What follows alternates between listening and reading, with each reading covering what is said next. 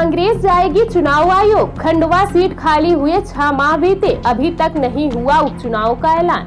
बता दें, मध्य प्रदेश फिर से एक उपचुनाव के मुहाने पर खड़ा हुआ है। कुल 4 सीटों पर उपचुनाव होना है, उसमें खंडवा लोकसभा सीट भी शामिल है। यह सीट खाली हुए पूरे 6 महीने बीत चुके हैं, लेकिन अभी तक उपचुनाव की तारीख का ऐलान नहीं हुआ है। इससे राजनीतिक दलों में बेचैनी है।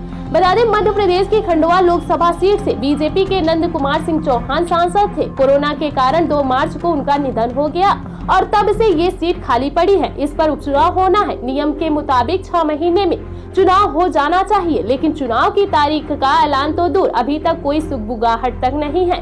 कांग्रेस अब चुनाव आयोग को ज्ञापन देकर उपचुनाव की तारीख का ऐलान करने की मांग कर रही है। वहीं कांग्रेस नेता जेपी धनोपिया का कहना है कि 2 मार्च को बीजेपी सांसद नंद कुमार सिंह चौहान के निधन के कारण खंडवा सीट खाली हुई थी। संवैधानिक नियमों के तहत 6 महीने के अंदर उपचुनाव कराया जाना जरूरी है।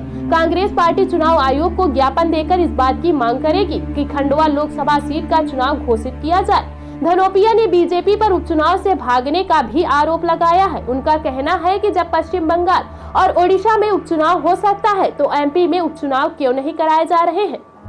हालांकि प्रदेश के मुख्य सचिव की तरफ से चुनाव नहीं कराने के चुनाव आयोग को दिए गए अभिमत को भी कांग्रेस ने गैर वाजिब बताया है। वहीं कांग्रेस के खंडवा सीट पर उपचुनाव कराने की मांग पर बीजेपी ने कहा कि पार्टी सभी तरह के उपचुनाव के लिए तैयार है, लेकिन सभी को संवैधानिक संस्थाओं के फैसलों का सम्मान करना चाहिए। संवैधानिक संस्थाओं को लेकर कांग्रेस गंदा खेल खेलने की कोशिश करती है। गौरतलब है, प्रदेश में 4 सीटों पर उपचुनाव होना है। इनमें खंडवा लोकसभा सीट के साथ रैंगांव, जोबट और पृथ्वीपुर सीट शामिल है। वहीं खंडवा सीट को खाली हुए 6 महीने का समय बीत चुका है और नियमों के तहत खाली हुई सीट पर 6 महीने के अंदर उपचुनाव कराए जाते हैं।